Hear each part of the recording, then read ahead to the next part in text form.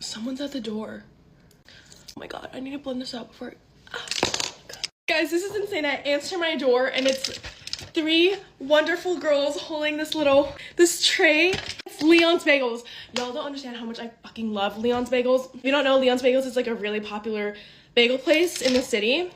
And I think this is for the new launch of Glow Recipes Cloudberry Cream. Came with, holy fuck, a whole block of butter. They also dropped off a cute little goodie bag. We have some flowers. We have another bag of Leon's. Cream cheese. My god, look at all the bagels. There's more. A hat, their Cloudberry toner, champagne, orange juice. Oh my god, the cutest little Leon's cup, and some socks.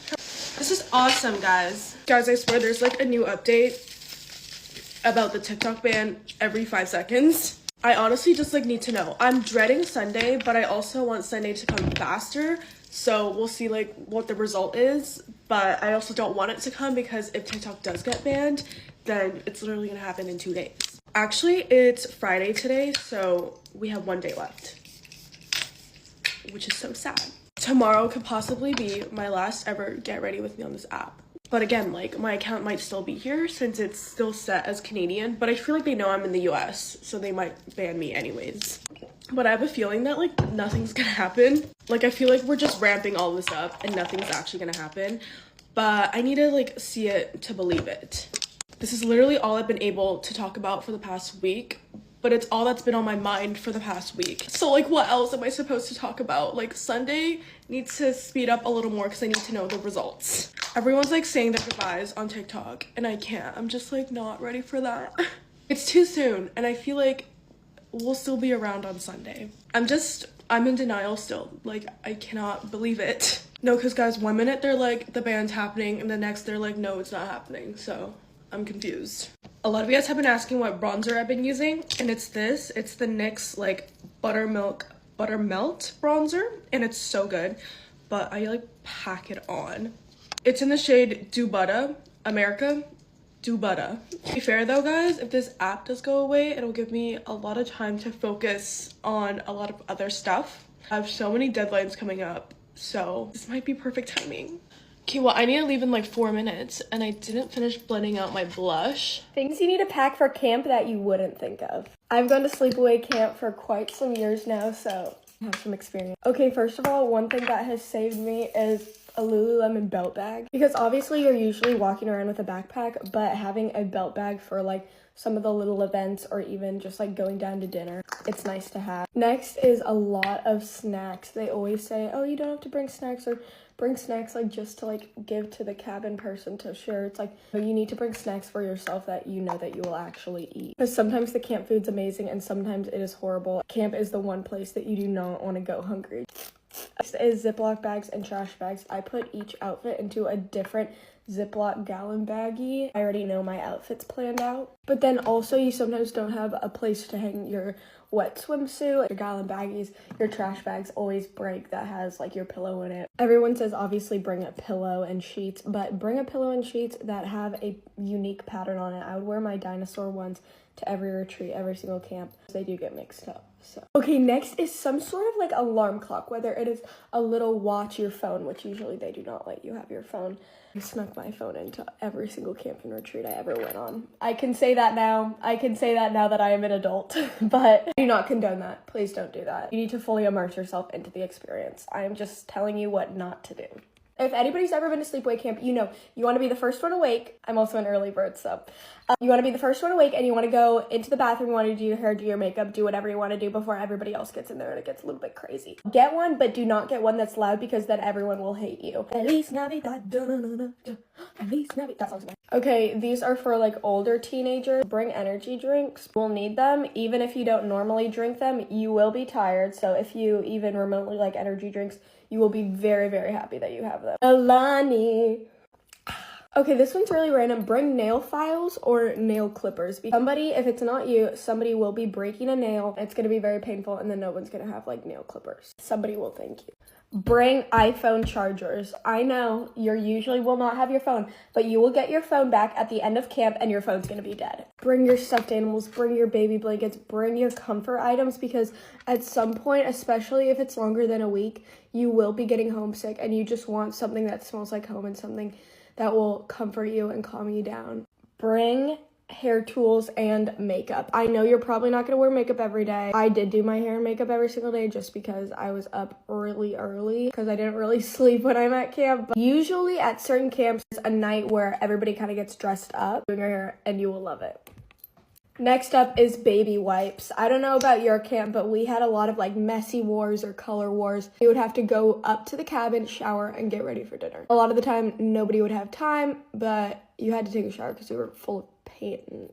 Baby wipes are so insanely helpful. If you like sleep at all or you go to bed early, you need to bring AirPods or headphones and noise canceling, because I don't know about y'all, but my camp some nights went pretty late. Back to your cabin and you just want to go to sleep, but everyone's talking. Bring an insane amount of hair ties. Bring those baby hair ties, bring those big hair ties, bring the scrunchies. That smells like a strawberry acai lemonade. It's by CoverGirl. It's their jelly water. I feel like I can't breathe. Anyway, thanks for getting ready with me. I love you guys. I have so much fun at camp. I love you guys. I'm praying for you. Bye. The makeup I've been doing when I'm taking Instagram pictures or if I know I'm going to be photographed. I already had my skin prep done. Now I'm going in with the Huda Beauty Easy Blur Primer. I've been really loving this primer right in the T-zone because it really blurs everything, but it feels very hydrating. For foundation, I've been really reaching for the Makeup by Mario one. Body is self-tan, so this one's a little deeper. I'm in the shade 6W. They're blended down the neck, so everything is cohesive. And on the ears, do not forget the ears. So busy with moving that I haven't done my makeup full out in like the longest time. I'm really excited today. I'm using the Rare Beauty Liquid Contour. I use this one when I really want my contour / liquid bronzer to show through because it's super pigmented and I feel like it picks up really well on camera. Blend, I like to really try to keep it exactly where I placed it because it really helps to chisel the face. Of course, with my Makeup by Mario F4 brush, there's just no better brush for the liquid contour. So I always put it on my eyelids like this so I can swoop it upwards and it just helps look lifted. Don't be shy to put it on your forehead. I feel like a bronzed forehead really just changes the whole look. It looks so good across the whole forehead. Seriously, cannot be more in love with my beauty room, guys. Like, I'm not kidding. I feel so happy when I'm in here. Just tell this is gonna be my safe place. This line right here on your nose is so important to keep very prominent. You want to blend it, but don't blend it too much where you can't see it anymore because it really creates the cutest little button nose. Time for concealer. I'm just gonna place it exactly where I normally do, right in the inner corner and on the outer corners and a little around my mouth. Blend that out with a little concealer brush, blending out the under eyes last because you want that to get tacky and have maximal coverage. Seriously, letting your concealer set for a sec before you blend it out is game changing. Blend. Concealer right in here is also going to help shape your nose and blend upward. For blush, I'm going to go with House Labs in Glassy Ginger. You guys know I'm obsessed with this shade and this formula. It's such a pretty shade. Love it. Looking good so far. Now we're going to set with powder. I'm gonna set in just these areas. Directly underneath the eyes where we place the concealer. Right in the center of the forehead so we don't look greasy. On the mouth with some bronzer. I'm gonna take that and go over that nose contour again. Really picks up on camera when you over it. And I'm also gonna put this bronzer in my crease. For the eyes, a super easy thing I like to do is take this MAC eyeshadow in the shade Swiss Chocolate. It's just like a nice chocolatey brown. A tiny brush like this. I literally just smudge it on the outer corner of my eye. Slowly bring it up almost in the formation of a wing, but it's just like shadow. Take it across the entire lash line and just smoke it in. Smokier the better. Also bring it a little bit on the lower lash line too, kind of just the outer corner. Literally that's it. Like, it just gives your eye a little something, but it's super easy. And this shade is just like perfect for it. Mascara, I'm using the L'Oreal Big Deal Mascara. A little powder blush, I'm gonna use the Kylie Cosmetics in Winter Kiss. Tops of my cheekbones. Then this highlighter from Hourglass is my favorite thing ever. It came in this little like trio that I don't even know if they sell anymore, but I just got one of those like customizable Hourglass palettes that I was able to select myself, which I'm gonna use that in a video tomorrow, I think, because I'm really excited about it. And then I feel like I've been doing this in every single video, but I literally cannot stop doing it. Last but not least, I'm gonna take some of the Glowy Super Gel, just a little brush like this, and put it on the back of your hand. Truly haven't been feeling complete without this step. And you just put it over just the cheekbones, and look at that dewiness. It looks so good. I get so many compliments on my skin when I do this, and it's literally just this product. Use a little bit of the Pat McGrath Glass Skin Setting Spray. For the lips, I'm going to do Kylie Cosmetics in Cappuccino and just line the lips. A little MAC Angel in the center. Makeup by Mario lip gloss in Perfect Pink. I swear I don't think these glosses get enough love, because whenever I need like a really glossy gloss, especially for a photo, these never fail, and they're so shiny and beautiful.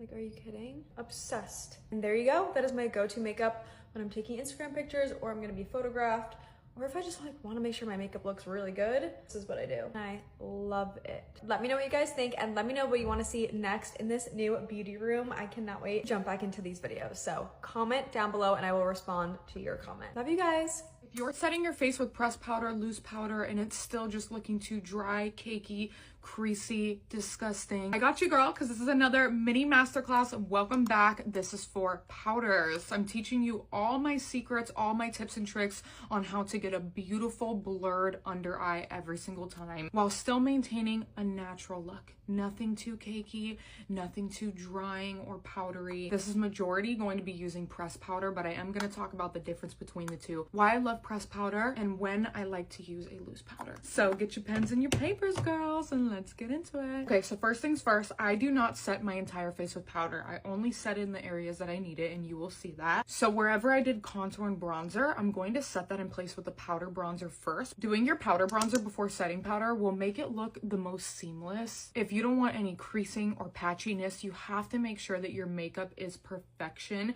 before you put powder on, because once you set your makeup and your creases in place, there's no way you're going to get rid of them. So I like to use a little detail blending brush, and I'm just lightly blending wherever I crease, like my smile lines underneath the eyes is going to be really, really important. And then if there's anywhere else on the face where you feel like it might have gotten patchy, cakey, it's not blended correctly, we want to make sure all of that is gone.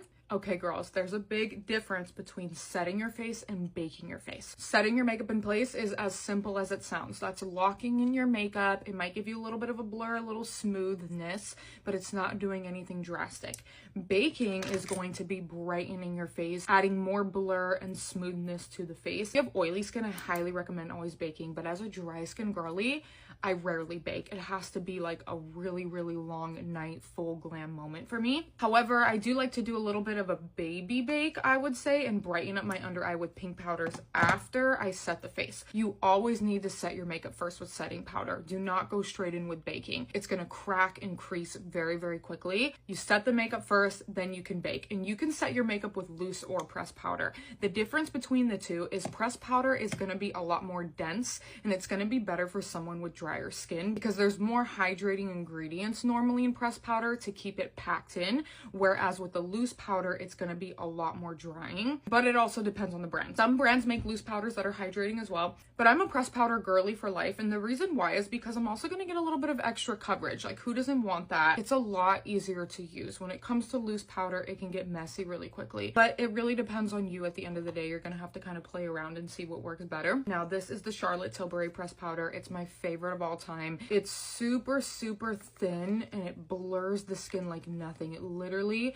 makes your skin look like an airbrushed filter. You want to use a smaller triangle puff. This is going to give you a lot more control than a bigger powder puff, so that you can place it specifically in the areas you want it, again, so your face doesn't look too matte and dry and cakey. So I try to get an even coat on the triangle puff, and then I will pat the excess off of my hand every single time. You can always build up more product, especially when it comes to pressed powder. I find that a lot of people say, oh, pressed powder makes my face look so cakey. It's probably because you're putting way too much on at one time. You want to slowly build it up. You only need a little bit to set the area, and then we can always go in and add more. So basically what I do is I always start at the inner corner of the eye and then slowly press it out and lift it up. That way we can get a lifted look with the face too, and then I will go down. So we want to keep it in this triangle. I put most of the product directly under the eyes, and then whatever is left, I will lightly tap that over my smile lines and over the nose. Then I'm going to pick up some more product, and I'm going to set the chin in place because I tend to get really oily right here. And then again, whatever's left on the puff,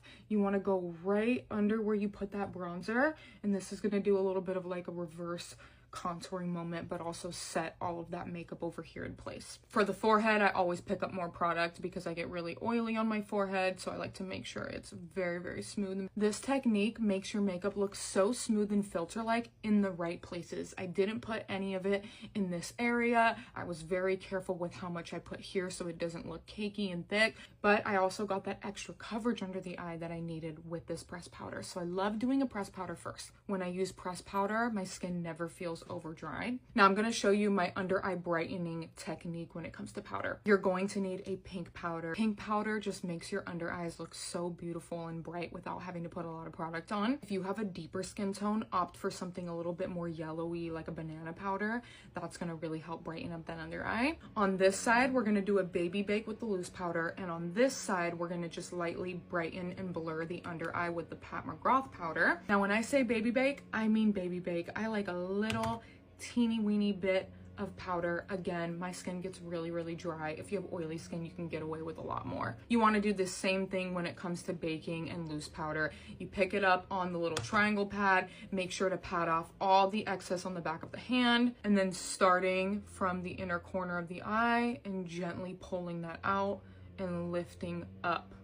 See how bright that looks already, and I'm only gonna keep it in this area. I don't need to go anywhere else with this powder. Do a little bit underneath the contour again. The loose powder baby bake method I will only do if I'm going out. I'm having a really long night. I want to make sure my makeup looks flawless on camera. It's for a full glam moment. It's not something that I do every single day. What I do every single day is use a pink press powder. I take a little fluffy dense brush and then lightly tapping that just under the eye. Do you see how that instantly just gives a little bit of brightness, a little something? It's not too much ever.